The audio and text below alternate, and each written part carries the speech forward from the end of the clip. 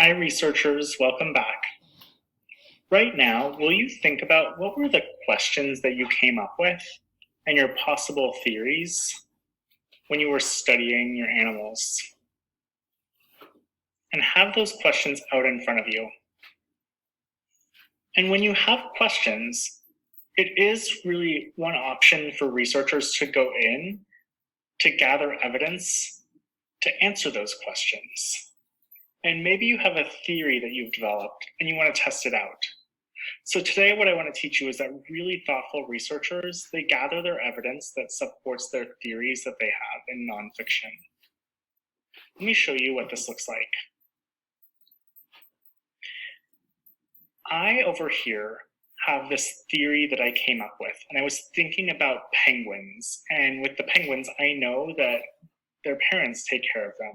And it got me thinking and leading to this question that could it be that animal babies that grow up without any caretaking or education might be less smart? Because I was comparing that to frogs and kind of realizing that, frogs, they're maybe not as smart as penguins. So after I've asked these questions, the next thing that I need to do is I need to make a plan for more reading. And I might have these questions as mine as I go to research that. So right now, could you think, if I was researching, what could I do? What could be some possible options? How could I answer this question? Go ahead and tell me. Oh, so maybe I could ask someone. And certainly there could be other people in the class that maybe have been researching animals too. So maybe I could talk to the person that's studying whales, because I think that whales are pretty smart, and maybe I could ask them if there's people that help to take care of them. And maybe I think maybe about something like snakes, and maybe someone's researching snakes and I could ask them, what do you think?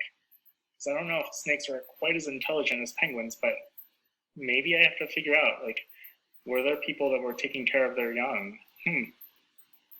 Do you see how one option that I could do is I could go talk to other people that are studying different animals, and I could be thinking, is this true for just the animals that I studied, or is it true for all of the animals that I'm kind of looking at? Another option definitely could have been that I could go into other books and other sources, and I could ask myself if I could find that information. I think I could probably find out this answer, but I need to make sure that I have the sources to do that.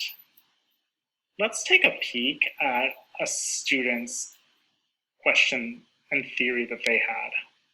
And their theory was, if an animal is in a group, it's more protected and it's much easier to fight predators. And that might seem really obvious, but one of the things that we really need to do as researchers is that we've got to ground our thinking in evidence and think, how could I prove that? What are the sources that would prove that? And in this case, the student was able to look at zebras' predators, and they realized that they're lions. And so maybe if it's in one whole pack, it can fight the lion. So realizing that if zebras were kind of together, that would help to protect them. And they also went to talk to another group, and they realized that the wolf group can fight in a pack. They can fight together. And so both of these pieces of evidence support their theory. So researchers, as you go to research today, one thing that you can do is you can think about your theories and your questions, and you can try to answer those questions. One way to answer those questions is to talk to other clubs that are researching different animals. Another option could also be that you're going to go on to do some more looking at your sources to see if you can answer those questions. So right now, can you think what's going to be your plan today?